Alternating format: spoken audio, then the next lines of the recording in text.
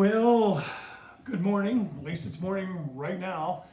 No telling what time it is when you're going to be viewing and listening to this, but anyway, good day.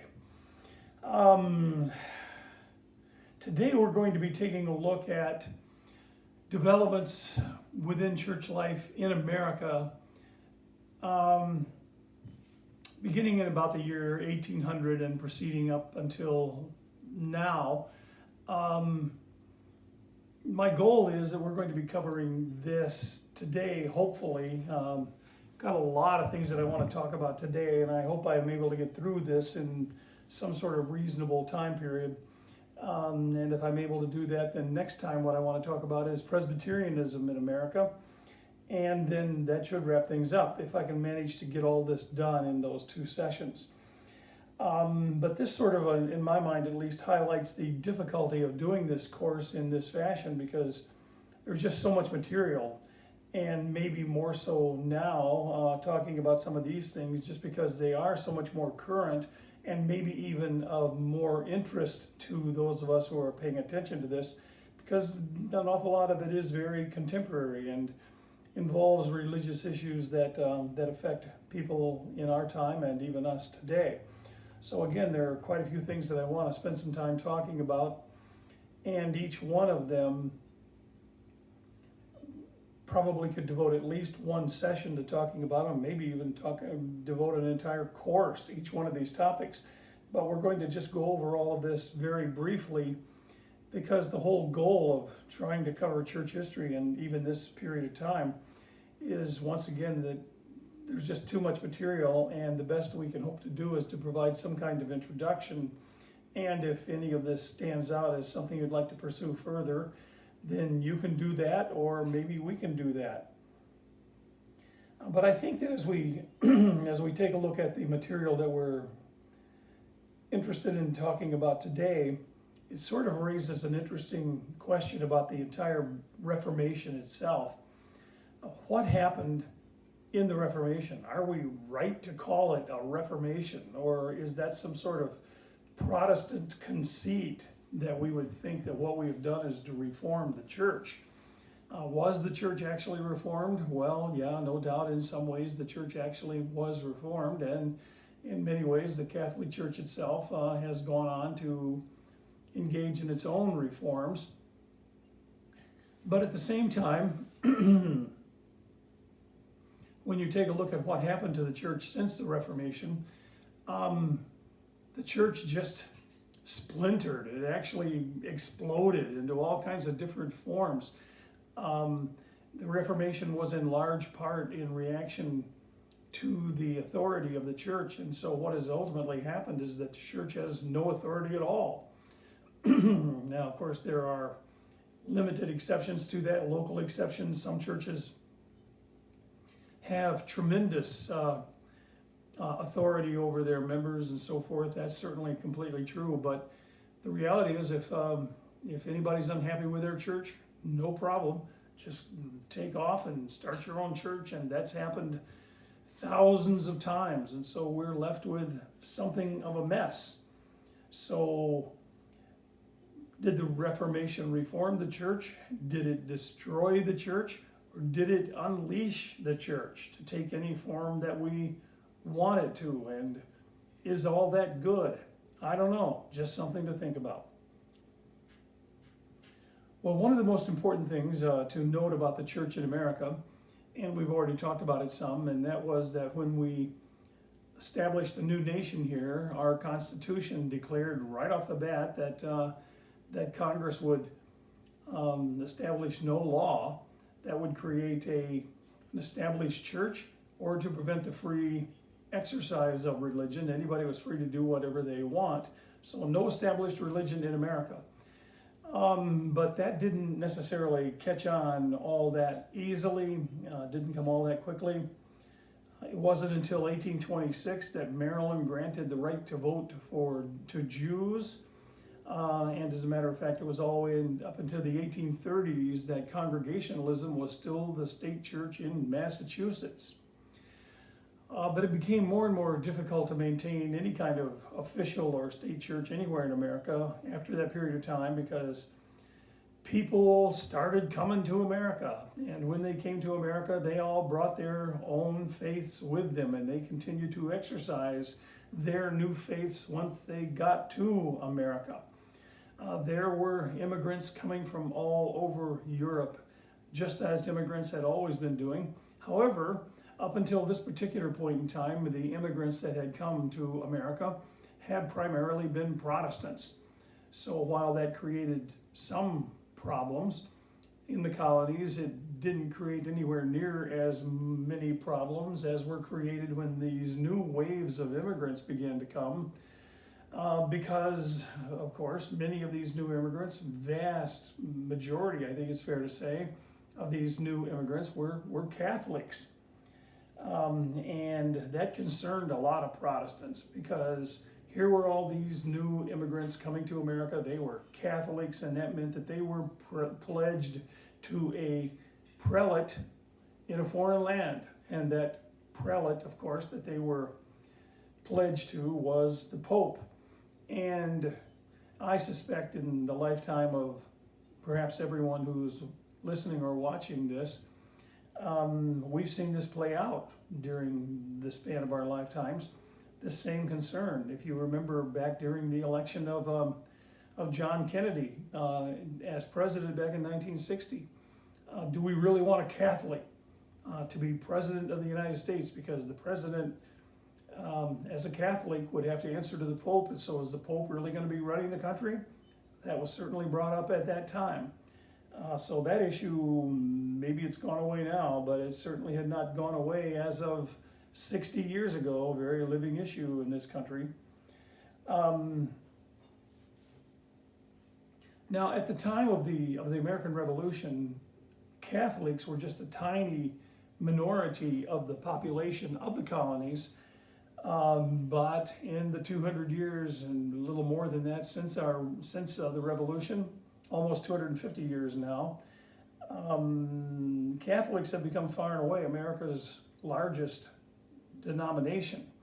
And it came about as a result of all of that immigration that occurred during the 19th century. There were the Irish who were fleeing the potato famine. There were German Catholics. There were the Italians. All started pouring into America in large numbers.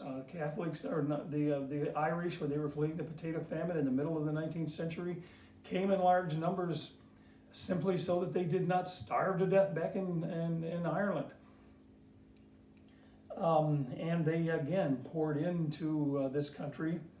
In the first decade of the 20th century, more than 800,000 Catholics were coming every year to America. And again, there was a lot of opposition to Catholicism and to Catholics and their right to privileges in the United States.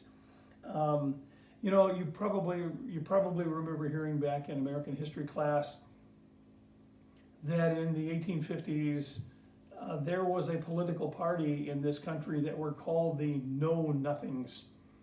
And I'd like to research it a little bit more and find out whether that was a name that they actually gave themselves or whether other people called them that. Of course, most people have called the opposing party to their views the Know Nothings in one way or another. But nevertheless, there was a political party that went by the name Know Nothings. And they actually, in the 1850s, stopped the construction of the Washington Monument because they had learned that the Pope had actually purchased and donated one of the marble stones that was going to go into the making of the Washington Monument. Couldn't have any Catholics involved in that. Couldn't have the Pope donating any stones. Nevertheless, the Catholics came in huge numbers. They changed American society. They did many, many good works, created many parochial schools, I guess, in practically every community in America. They created many top-notch Catholic universities around the country, hospitals virtually everywhere. So they did an awful lot of good. Now, all of this beginning of immigration into America came at a time when Protestantism itself was at a very low ebb. As a matter of fact, in 1798, which happened to be the year of the very first Presbyterian Church General Assembly, only 10% of American citizens were actually members of churches, 10%. And when you look at the College of New Jersey, which was a college that was started with the assistance of the Presbyterian Church, at that time, again, as the 19th century approached, only 3 students at the College of New Jersey, now Princeton University, were professing Christians. So again, things were at a pretty low ebb, but things were about to change big time. It was in 1801 that there was a religious meeting out in the western frontiers of Kentucky, a place called Cane Ridge, and people gathered to hear the gospel. And there was, a really unusual manifestation of the Spirit at Cane Ridge, Kentucky in 1801. People were caught up in the spirit of the moment. There were tremendous emotional outbursts. People were sobbing and crying and begging to be forgiven of their sins. They were barking like dogs. They were caught up by what were called the jerks. And I'm not sure I even know what that means exactly, and I'm certainly not going to try to imitate that. But people just converged from all kinds of directions on Cane Ridge. The size of the gathering was much larger than the local population, actually. Thousands professed conversions, and a phenomenon known as the Second Great Awakening had begun. You may remember we talked about the first Great Awakening that began with Jonathan Edwards up in Northampton, Massachusetts, and spread throughout the colonies, in large part due to the work of another preacher, evangelist named George Whitefield. But the Second Great Awakening started there again in Cane Ridge, Kentucky, and it spread. And it had tremendous impact on religious life in America. In fact, I don't think it's terribly unfair to say that the Second Great Awakening ever really ended. We're still sort of living in the, maybe like throwing a stone into a pond and seeing the waves move out in concentric circles, and those things are still moving. Now, the Second Great Awakening was not limited to those that new kind of worship with all the ecstatic utterances and the emotional outbursts and so forth. Many of the old denominations that had already been in existence were affected by the religious fervor that came out of the Second Great Awakening and the Cane Ridge revival. But at the same time, new denominations were formed as well. Just to mention just one of them, there was a man named Alexander Campbell. And Alexander Campbell saw that many of the converts, even to his own preaching, had come from a variety of backgrounds. And so he decided that he wanted to engage in a reformation of his own, and that reformation was to not involve denominations at all. And so there was a movement that was gathering and that he was the founder of. And so they did not call themselves Methodist or Baptist or Presbyterians or Episcopalians or any of the old names. They simply called themselves Christians. And that's what they're still called, because the denomination that came out of that was called the Christian Church, also known as the Disciples of Christ. And I remember when those few years that I lived down south, our little community had 4 churches, and one of them was a Christian church. Actually, it was not a member of what we now know of as the Disciples of Christ. It was the church, the denomination's known of as the Church of Christ, But the people around there who were not members of that church, they called them, after Alexander Campbell, they called them Campbellites. They didn't like it much, but that's what they were known as.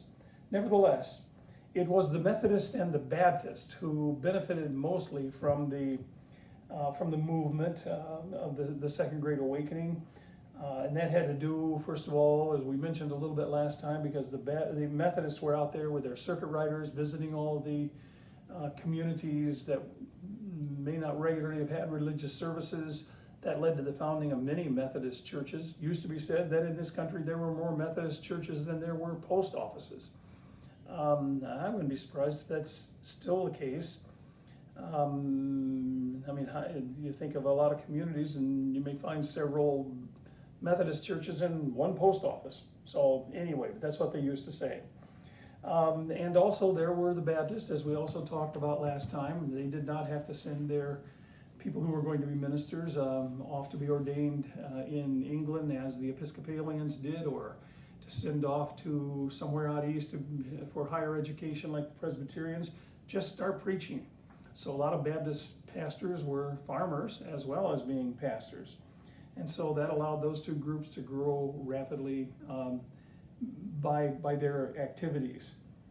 Now, as you can imagine, and is actually still the case, an awful lot of Episcopalians and many Presbyterians were not terribly comfortable with the emotionalism of the revivals that were spreading.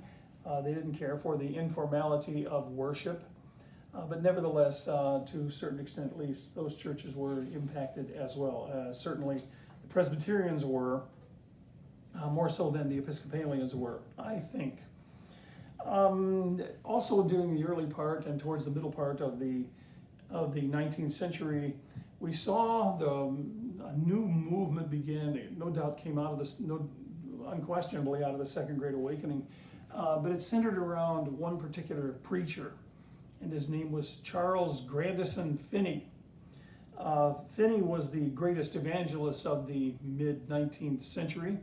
He was a lawyer, he was a Presbyterian, and having been influenced himself by this new movement and having a rebirth of religious devotion, he became a minister, a Presbyterian minister.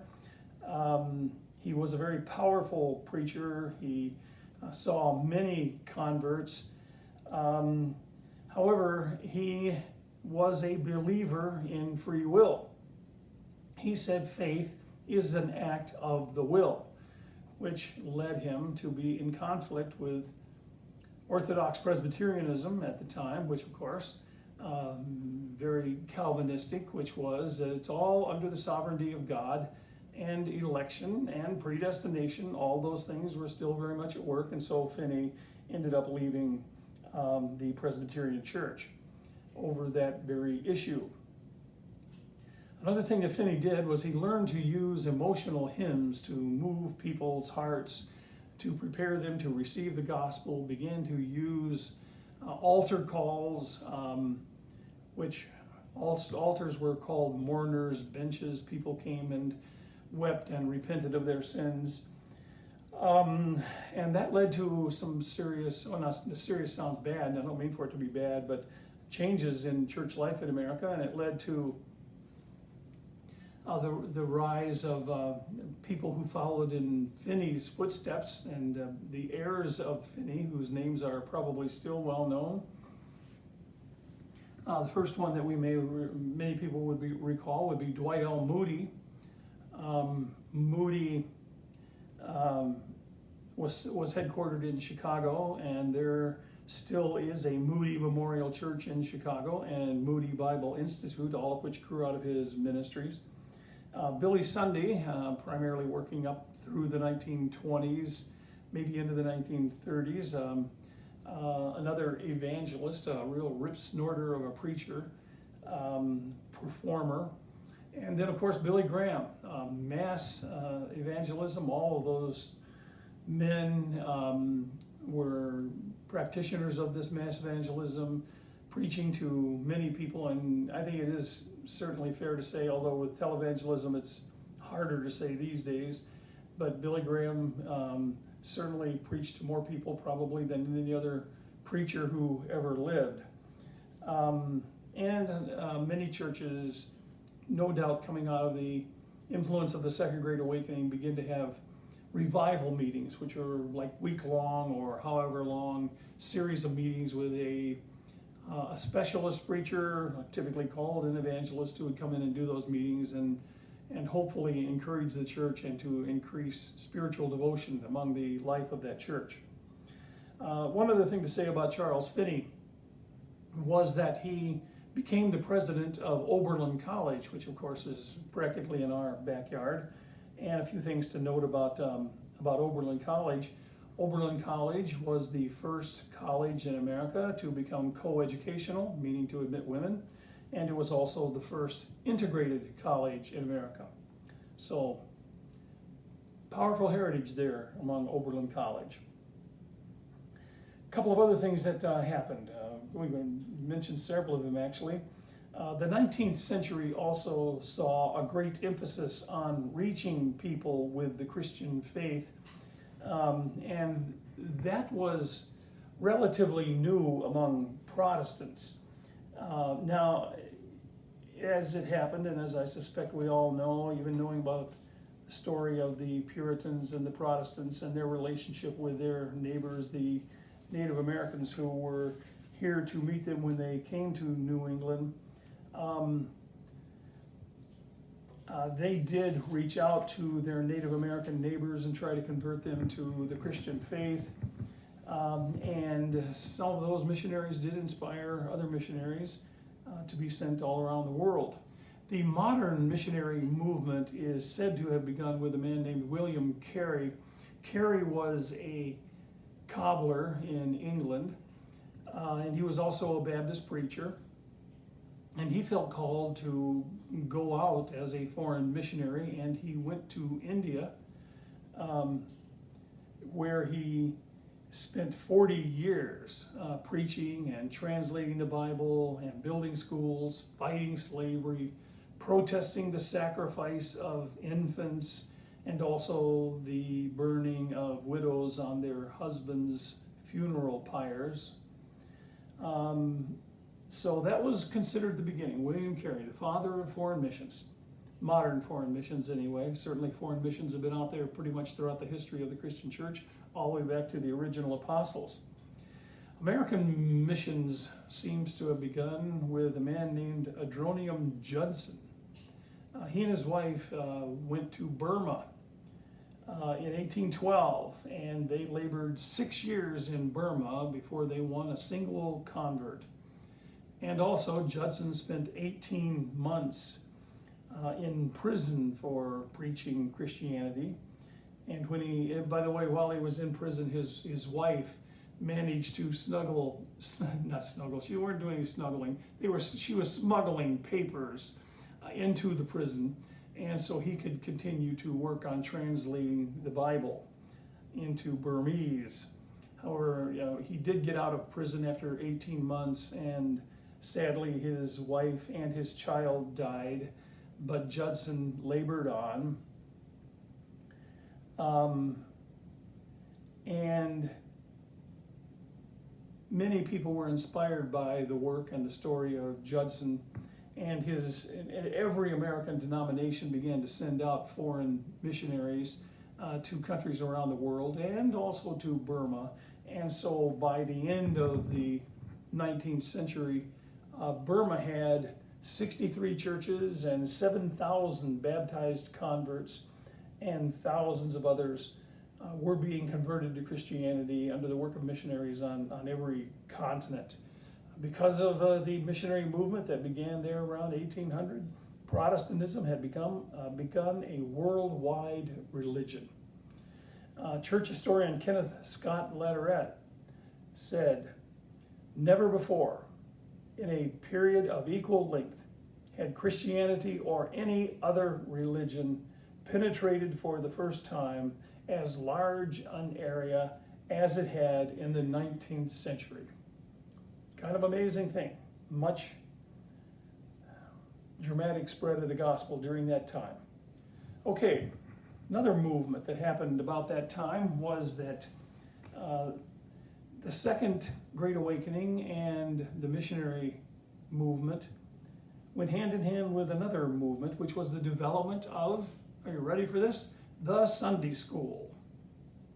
Hard for us to believe that there ever was a church that did not have a Sunday school, and I know we still do have a Sunday school, and if we had kids, we'd still have another Sunday school, more Sunday school classes, because the feeling is that's just part of church life, to have a Sunday school, but it wasn't always that way. Apparently, sometime around 1780 or 1781, a woman stormed into the office of the Journal, which was the local newspaper of Gloucester, England, and she said, "All of your efforts at prison reform come too late. What we need to do is to teach these kids before they go to jail." And somehow that became a catalyst which led to people beginning to teach kids on Sunday, and the Sunday school movement was born like that. So that happened in 1780 or 1781, and by 1787, it was estimated that 250,000 kids were enrolled in Sunday schools. It was about 1800 that the Sunday school movement spread to America. First, there were union schools, meaning they were cooperative schools by lay people primarily, from various denominations and other churches. That's how the Sunday school movement began, but soon denominational schools came into being. And I want to share one story here from the Sunday school movement that I think you might find a little bit interesting. And this story comes into relevance, I think,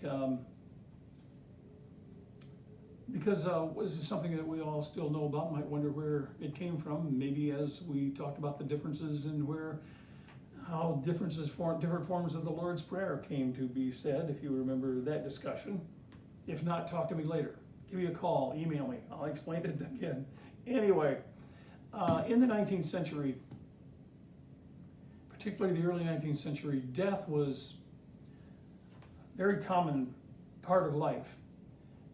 Many children died, and many of them were living in homes where people died. It was simply, still is a regular part of life, but more so a present reality for children than it probably is today. So if you were a student in a Sunday school in those days, you would have sung songs that would have been something along the lines of "Death of a Pious Child," or "Death of a Scholar," or "For a Dying Child." Kind of getting kids used to the idea of death, more used to the idea that their faith would preserve them even in the face of death. Books were obviously a very important part of Sunday school then as they are now. Actually, in 1859, it was estimated that out of the 50,000 libraries in this country, 30,000 of them were established under Sunday school auspices. So they were making books available, and if you were a boy, you might have found yourself in possession of working through books like An Authentic Account of the Conversion Experience and Happy Deaths of 12 Boys. If you were a girl, you might even win a book about the deaths of 13 girls. So again, they were emphasizing death. And one of the early Sunday school books, the one that was to have the most lasting influence, and the reason why I'm even telling this story, was called Say and Seal. And it was written by two Presbyterian Sunday school teachers, Anna and Susan Warner. And it described the death of little Johnny Fax. Well, Faith, his Sunday school teacher, and John Linden, her suitor, they would rock the dying child and sing to him. And near the end of the story, he stretches out his bony arms and he pleads, "Sing." And now for the first time, John sings, "Jesus loves me, this I know, for the Bible tells me so. Little ones to him belong. They are weak, but he is strong. Jesus loves me, he who died, heaven's gate open wide. He will wash away my sin. Let his little child come in. Jesus loves me still, though I'm weak and ill. From his shining throne on high, comes to watch me where I lie. Jesus loves me, he will stay close beside me all the way. Then his little child will take up to heaven for his dear sake. And of course, somebody added a nice little tune to that. We all know it really well, so I won't even try, I won't even bother. Well, okay. Two important impacts of the Sunday school movement were, first of all, that it was lay-led, unlike anything else probably that had happened in the church up to that point in time. And secondly, it gave women leadership roles in the church, which certainly had not happened up to that time. Going to move on now to the Civil War, and of course we can talk about the Civil War forever. Not going to, though. Not going to talk about the military aspects or even the political aspects of it, I don't think, very long. Just simply want to say that the churches always had a hard time knowing what to do with slavery. Neat little story here, not really, about a man named George Gayday, and he was a Methodist minister. And it says that he was drenched in public cistern water. Tried to find out more precisely what that meant, but I think we can probably guess. And what was he guilty of? Teaching children of slaves. So all right there, it is 1787, conflict between the church and how it dealt with slavery. All right. Most churches called slavery evil, but they warned that sudden emancipation would probably lead to disastrous results for both of the races, and they really felt that the church just ought to not become involved in pronouncements on political matters that might, as of course happened, split the nation and lead to bloodshed. Didn't always work. Charles Finney was there. He was calling for the church to take a stand against slavery. You might expect that from Finney. One little story here, which I'm reluctant to note, but I will. As you probably know, I used to be the pastor 20 some odd years ago of First Presbyterian downtown Sandusky. Sandusky Presbyterian Church came into existence in the early 1850s. It split from the Congregational Church in Sandusky. It split over the matter of slavery. The Congregational Church was working for abolition. Presbyterians wanted nothing to do with that. Went over and founded a new church, which still stands. How much longer that's going to be the case, hard to say. Nevertheless, also, just to kind of carry on that same theme a little bit, there was a Congregationalist by the name of Harriet Beecher Stowe who stoked the fires of anti-slavery movement by her novel Uncle Tom's Cabin. And if you don't already know it, in that novel, you might remember that image of Eliza trying to cross what I believe is now the Ohio River, leaping from one chunk of ice to the next, trying to escape and get north. Where was she going?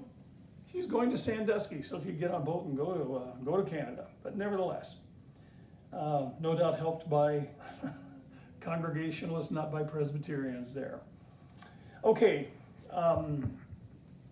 another thing that happened during this time, the latter part of the 19th century, especially after it was probably happening before the Civil War, but after the Civil War especially, the rise of African American denominations.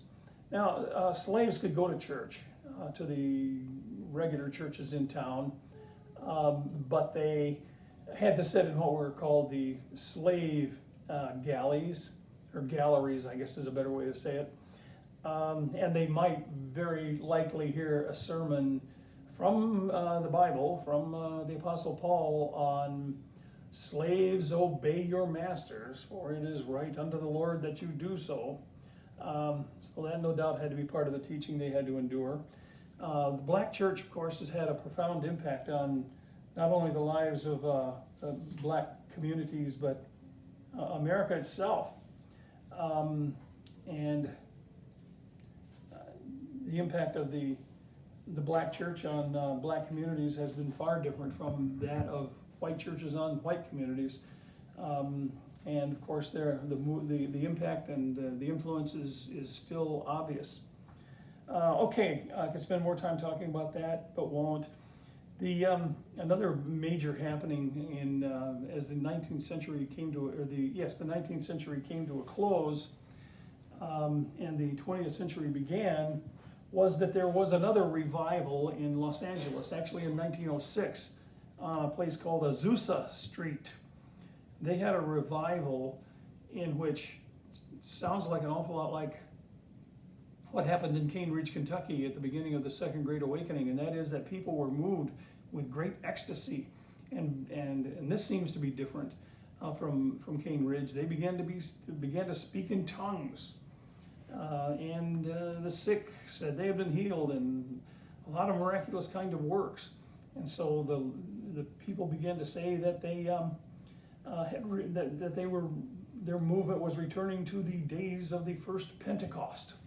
So they became known as Pentecostals, and Pentecostalism began to move. The denomination, the Assemblies of God, was formed, and there are other Pentecostal denominations, of course. It's certainly not even limited to denominations. But they experienced very, very rapid growth. I remember back in the day when they truly were called Holy Rollers. I haven't heard that phrase used much in recent decades, unless they were talking about a church bowling team. But the Assemblies of God and other Pentecostal churches grew very, very rapidly. As a matter of fact, by the middle part of the 20th century, John Mackay, who was the president of Princeton Theological Seminary, actually said that perhaps we needed to start talking about three divisions in Christianity: Protestant, Catholic, and Pentecostal. So that's how large and influential the movement had become. And of course, Pentecostalism has shown up in traditional denominations as well. I've heard, and I suppose there's still around, Pentecostal Catholics. I've heard of Pentecostal Presbyterian churches, meaning that they were Presbyterian, but they were worshiping in the speaking of tongues and so forth. I remember once when I was a pastor at First Pres downtown Sandusky, one morning a woman came in and began to speak in tongues. At the end of the service, just sort of took over. I didn't know what to do, so I just let it happen. Everybody was mystified because most people there had never heard anybody speaking in tongues. She tried again the next week and actually was saying, after she spoke in tongues, she said, "I don't mean to disrupt things," and so forth. And I was standing behind her by that time and said, "Yeah, but that is what you're doing." Well, I never saw her again, and I don't know if I did it right or wrong, but nevertheless, that's what I did. But Pentecostalism has been a huge movement in American Christianity, and not just American Christianity, but around the world. Other things that were happening, and I'm going to move through this rather quickly. Another movement that came out of about the same time that the Pentecostal movement was coming into being was what was called the Holiness Movement. They kind of believed in the same things that the Pentecostal movement believed in, but they rejected Pentecostalism. They did not speak in tongues. They did not engage in the same kind of ecstatic worship and all those kinds of things. But they did emphasize the strict and holy life.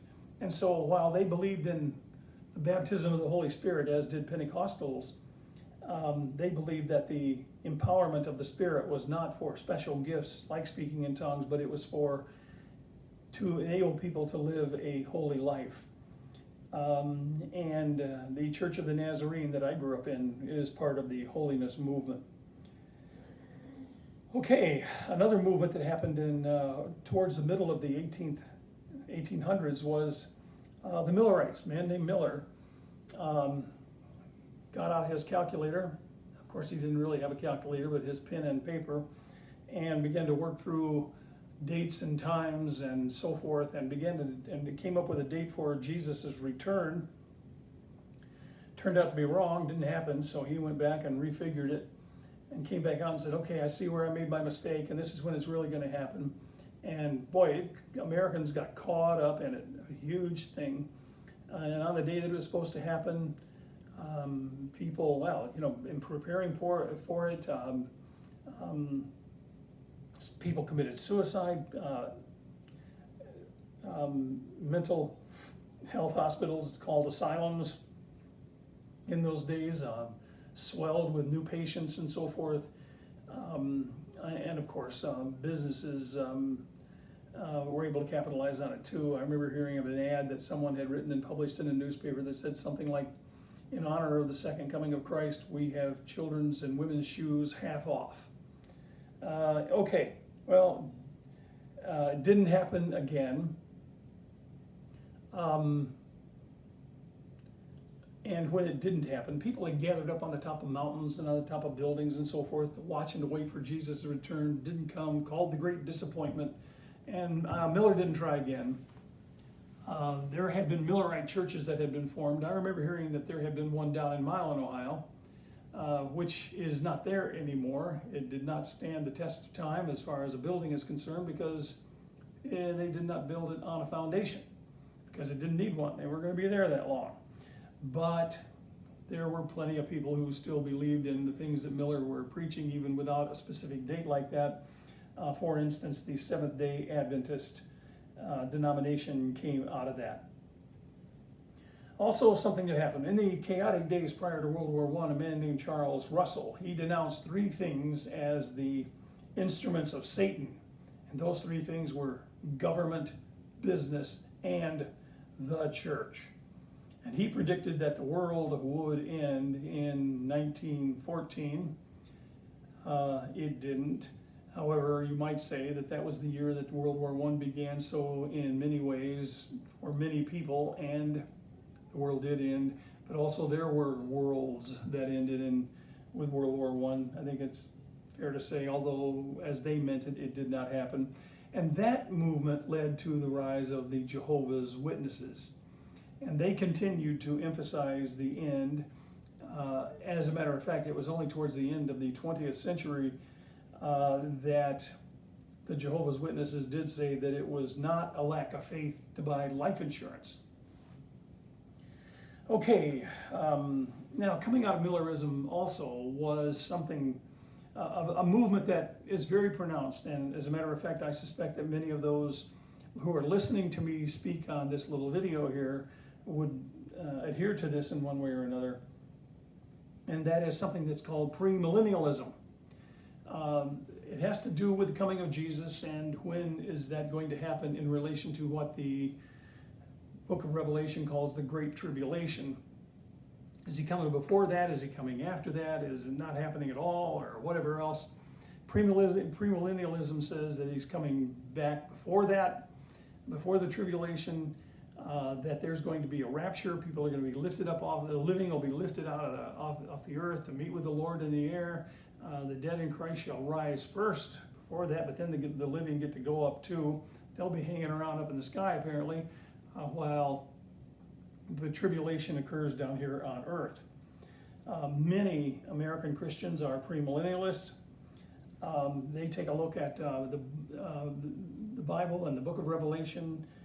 They're very much interested in such things as the book of Revelation talking about the Antichrist, the beast. People continually are being assigned as that title. Oh yes, this person is the beast. Mussolini was identified as the beast. Hitler was identified as the beast. I remember being in my grandmother's house in the late 1950s, and she didn't have many books around, but I found on her bookshelf a booklet was trying to prove that Franklin Delano Roosevelt was the Antichrist. And of course that movement continues. All those guys are dead now, so they didn't turn out to be the beast after all. number of books came out in the latter part of the 20th century, which had tremendous influence. One of them by a man named Hal Lindsey was called The Late Great Planet Earth. Wow, boy, as a college student, I remember being profoundly moved by the late great planet Earth. I mean, I just figured I was living in the last days. And well, I remember before even that happened, I remember coming home from church scared to death after a sermon from, I was probably 12, something like that, scared after hearing a sermon in church, and talked to my grandfather, who at that point must have been, I don't know how old he was then, 80-ish. But he said, well, son, don't worry about that. They were saying the same things when I was a boy. Well, yeah, premillennialism and the expectations of the second coming had been going on for a long time now, by that time. And other books began to be published that followed on the ideas of premillennialism.